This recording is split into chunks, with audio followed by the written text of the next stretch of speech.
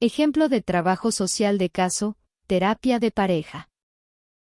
Los Rupert Young, joven pareja cuyo marido tenía 25 años y la mujer 20 y cuyo bebé no tenía todavía 2 años, vivían hacía 6 en una ciudad sobrepoblada del oeste, donde las obras caritativas eran numerosas.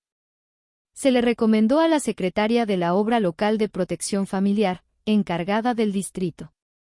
El personal de la oficina de distrito de esta obra debió hacerse cargo, ese año, del tratamiento social de más de 400 familias. Aunque el distrito en cuestión estuviese situado en el corazón de una ciudad de rápido crecimiento, su población disminuía. En la época de la cual hablo, estaba llena de cabarets, los obreros que vivían allí encontraban solamente empleos irregulares. Un día, una trabajadora social, dependiente de una parroquia protestante, telefoneó para decir que se habían producido graves incidentes entre la señora Young y su marido. Se hizo una encuesta. El agente comprobó que la familia había sido desalojada porque no había pagado el alquiler. Todos los muebles fueron embargados por una casa de venta que vendía a plazos, ya que la tercera parte de la suma establecida no había sido entregada. La señora Young se había refugiado momentáneamente en la casa de su madre con su hijita, y Young, muy maltrecho por exceso de bebida, pasaba sus noches en un establo. El encargado de la encuesta le consiguió a la señora Young una entrevista particular con la secretaria del distrito y convocó al marido a la misma oficina, pero un poco más tarde.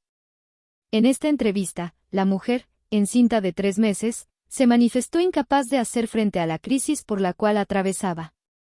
Sus padres y sus amigos le habían aconsejado abandonar a su marido e intentar una acción de separación.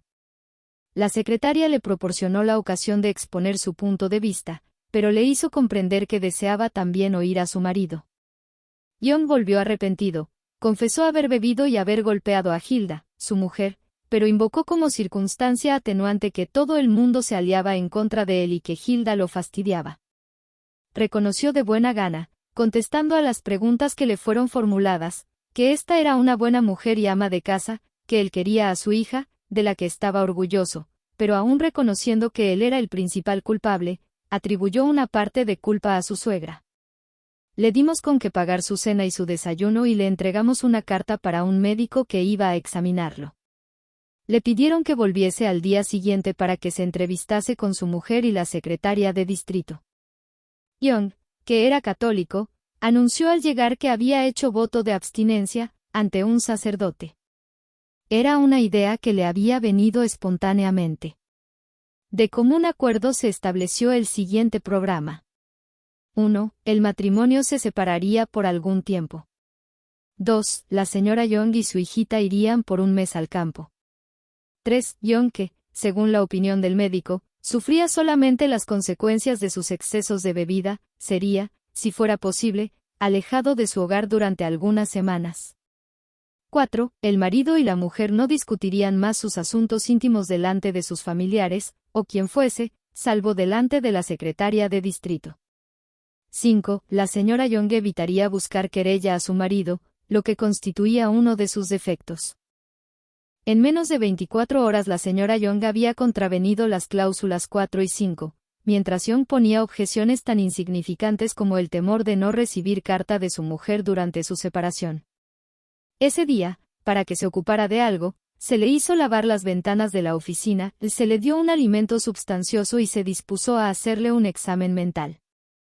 En la clínica donde se le practicó el mismo, le prescribieron baños calientes y fríos, un régimen líquido, la abstención de cualquier bebida alcohólica y una gran moderación en el empleo del tabaco.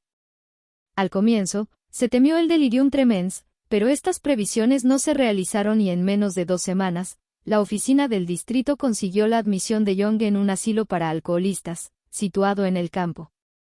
La señora Young prometió no escribir nada en sus cartas que pudiera dar lugar a nuevas discusiones.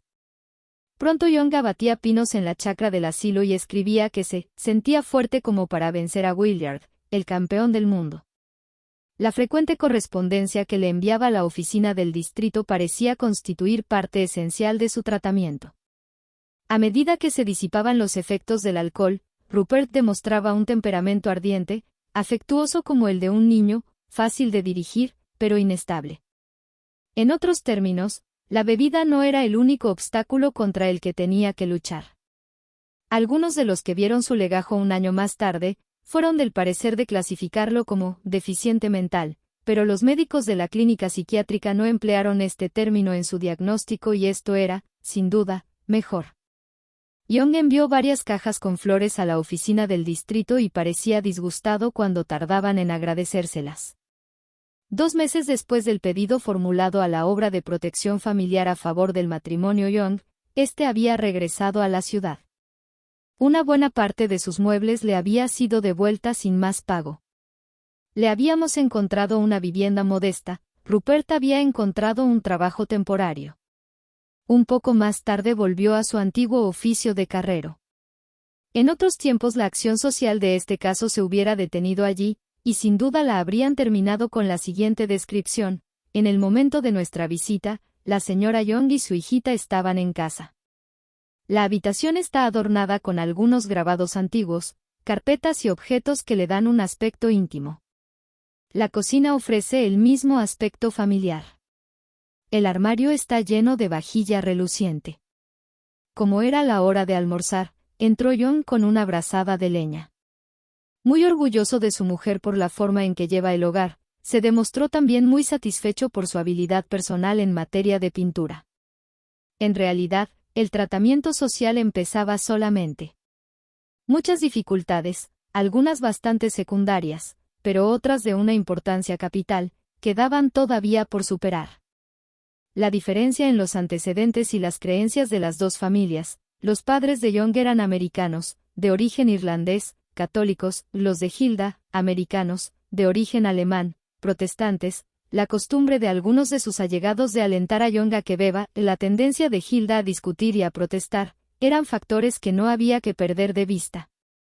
Había pasado ya una semana después de la reconstitución del hogar, hubo que hacerle comprender a Hilda que el único medio de conservar la armonía de un hogar es cerrar los ojos sobre muchas cosas y ayudarse uno a otro.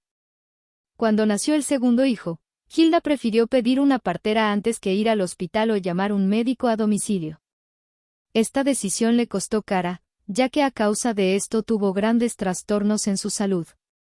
Sin embargo, el obstáculo más serio era la ligereza con que procedía Rupert. Sus declaraciones eran muy imprecisas y se desligaba fácilmente de sus obligaciones, aunque fuera recurriendo a una mentira. Cuando el segundo hijo vino al mundo, se obstinó en quedarse en casa durante más de una semana, perdiendo de este modo su empleo. A continuación, damos las anotaciones de la secretaria del distrito. Young no volvió todavía al trabajo. Invoca toda clase de excusas, aunque la obra esté dispuesta a conceder la ayuda necesaria para los cuidados que reclama el estado de su mujer. Con su puerilidad y su inconsecuencia, Young intenta hacerse pasar por un padre de familia modelo.